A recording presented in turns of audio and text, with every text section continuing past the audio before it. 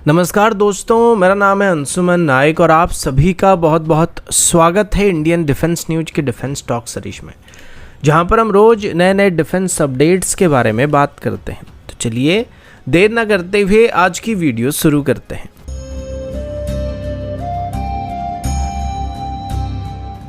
आज की पहली update multi role combat aircraft की तरफ से है। ये टेंडर लगभग 15 सालों से चलता आ रहा था, लेकिन आज तक ये फाइनल नहीं हो पाया है। अभी इसको लेके फिर से कुछ अपडेट सामने आ रही हैं, जिसमें ये क्लेम किया जा रहा है कि अभी भारत की मल्टी रोल कॉम्बैट एयरक्राफ्ट की टेंडर में यूरोफाइटर को एक्टिवली पुश किया जाने वाला है और हो सकता है इस बार इसमें भारत भी इंटरेस्ट दिखा सकता है। अब अभी तक अगर नए मल्टी रोल कॉम्बैट एयरक्राफ्ट की टेंडर की बात करें तो इसमें यूरोफाइटर को कभी भी इतनी एग्रेसिवली पिच नहीं किया गया था। अब इसका क्या कारण ये तो नहीं पता, लेकिन पिछली बार जो मल्टी रोल कॉम्बैट एयरक्राफ्ट की टेंडर को फ्लोट किया गया था तो उसमें इंडियन एयरफोर्स की तरफ से सेट किए गए रिक्वायरमेंट को सिर्फ 2 ही एयरक्राफ्ट क्वालिफाई कर पाया था और उसमें से एक रफाल था और दूसरा यूरोफाइटर टाइफून था, लेकिन अंत में रफाल को सिलेक्ट किया गया था। अब इसके पीछे एक मेजर कारण ये था कि यूरोफाइटर की सब सिस्टम को अलग अलग यूरोपियन कंट्री की तरफ से बनाया जाता है और इसके डेवलपमेंट में कई यूरोपियन कंट्री शामिल थे। तो अगर उसमें से किसी एक के साथ हमारा अनबन होता है तो हम वहाँ पे मुश्किल में पड़ सकते हैं और हमारा सप्लाई चेन वहाँ पे टूट सकता है।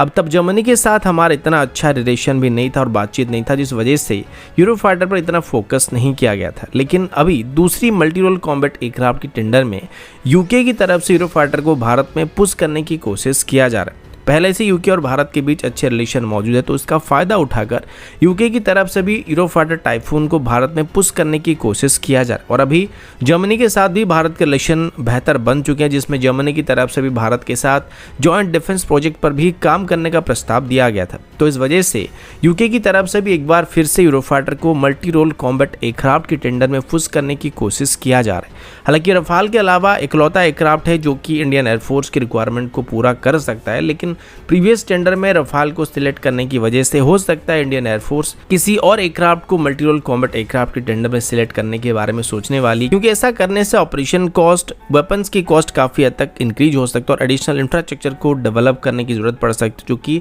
हमारे लिए कॉस्ट इफेक्टिव नहीं होने वाला है। अगला अपडेट इंडियन नेवी की तरफ से है। इंडियन नेवी की बात करें तो अभी हमारी जो सबसे मॉडर्न डिस्ट्रॉयर्स हैं ये विशाखापट्टनम क्लास के डिस्ट्रॉयर्स हैं, लेकिन अगर हम इनको चाइना की टाइप 55 क्लास की डिस्ट्रॉयर्स के साथ कंपेयर करेंगे तो चाइनीज वेसल्स हमारी डिस्ट्रॉयर्स के मुकाबले कई गुना ज़्यादा ऑफेंसिव और डिफेंसिव वेपन को कैरी कर सकते हैं। चाइना की टाइप 55 क्लास की डिस्ट्रॉयर की बात करें तो इसमें 122 वर्टिकल लॉन्च ट्यूब मौजूद हैं, जबकि हमारी मोस्ट मॉडर्न विशाखापट्टनम क्लास की डिस्ट्रॉयर्स में बस 48 वर्टिकल लॉन्च ट्यूब मौजूद है, जिसमें हम 32 बैरक ER और 16 ब्रह्मोस मिसाइल को कैरी कर सकते हैं। तो इस हिसाब से चाइना के पास टेक्निकली हमारी फ्रंट लाइन वॉरशिप्स के मुकाबले बेहतर या 3 गुना बेहतर फायर पावर मौजूद है। इसको बैलेंस करने के लिए इंडियन नेवी की तरफ से विशाखापट्टनम क्लास के डिस्ट्रॉयर्स को बनाने के बाद प्रोजेक्ट 18 के अंदर हमारी नेक्स्ट जनरेशन डिस्ट्रॉयर्स को डेवलप करने का प्लान किया गया था। इन वेसल्स की जो डिस्प्लेसमेंट होने वाली है वो करीब 13,000 टन के आसपास होने वाली है और इसमें 144 वर्टिकल लॉन्च ट्यूब मौजूद रहने वाली है, जो कि चाइनीज फ्रंटलाइन डिस्ट्रॉयर्स के मुकाबले भी ज़्यादा होने वाली है। इनकी अभी डिटेल डिज़ाइन को अगले साल तक यानी कि 2024 तक की फाइनल किया जाएगा और 2025 से 2026 के बीच इनकी कंस्ट्रक्शन को स्टार्ट करने का प्लान किया जा रहा है। पहले कुल मिलाकर ऐसे बस 4 ही वेसल को बनाने का प्लान किया गया था, लेकिन अभी बताया जा रहा है कि अभी 2 अलग अलग फेज में इस कैटेगरी की 8 वेसल को इंडियन नेवी में कमीशन किया जाएगा। अभी मजगांव डॉक लिमिटेड और GRSC इस टेंडर में सबसे आगे चल रहे हैं। इन वेसल्स में अभी जिन 144 वर्टिकल लॉन्च ट्यूब मौजूद होने वाली है उसमें एयर डिफेंस मिसाइल के अलावा ब्रह्मोस मिसाइल को भी कैरी किया जा सकता है, लेकिन इसके अलावा additional special vertical launch tube को भी यहाँ पे दिया जा रहा है, जो कि खास करके इस शिप की मेन रडार के पीछे मौजूद रहेगा और इसमें ब्रह्मोस 2 हाइपरसोनिक मिसाइल को इंटीग्रेट करने की प्लानिंग की गई है। एक बार ये वेसल इंडियन नेवी में इंडक्ट होने के बाद हम चाइनीज नेवी की टाइप 55 क्लास की वेसल्स को आसानी से डोमिनेट कर सकते हैं और ये वेसल इंडियन नेवी की फायर पावर को भी काफी हद तक इंक्रीज करने वाले हैं। इन वेसल्स को बहुत ही जल्दी बनाने की प्लानिंग किया जा रहा है और इस कैटेगरी की पहली वेसल को 2031 से पहले ही इंडियन नेवी में इंडक्ट करने का एम रखा जा रहा है। अगला अपडेट इंडियन नेवी की प्रोजेक्ट 75I टेंडर की तरफ से है।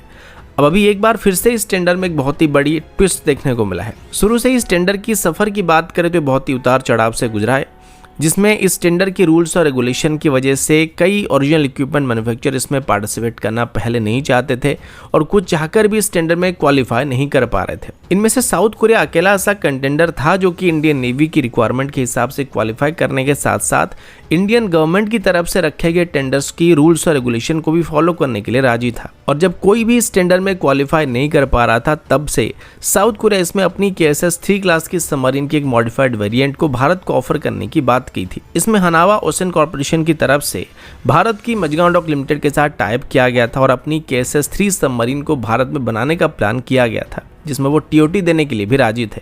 पर अभी अचानक से वो इस टेंडर से पीछे हटने के बारे में सोच रहे हैं। जब रिसेंटली जर्मनी की तरफ से प्रोजेक्ट 75I में वापस पार्टिसिपेट करने का फैसला किया गया था, तो लगा था कि अभी शायद साउथ कोरिया की KSS-3 सबमरीन और जर्मनी की टाइप 214 क्लास की सबमरीन के बीच हमको हैवी कंपटीशन देखने को मिलने वाली है। लेकिन साउथ कोरिया की तरफ से अभी इस टेंडर से पीछे हटने की वजह से अगेन हमारे पास जर्मनी की सबमरीन के अलावा कोई और बेहतर ऑप्शन मौजूद नहीं होने वाला है,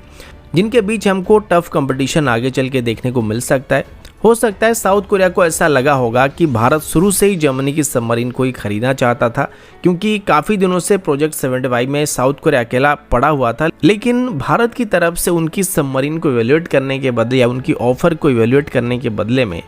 जैसे तैसे करके जर्मनी को भी इस टेंडर में शामिल करने की कोशिश किया जा रहा था, जो कि काफ़ी पहले से इस टेंडर से बाहर चला गया था।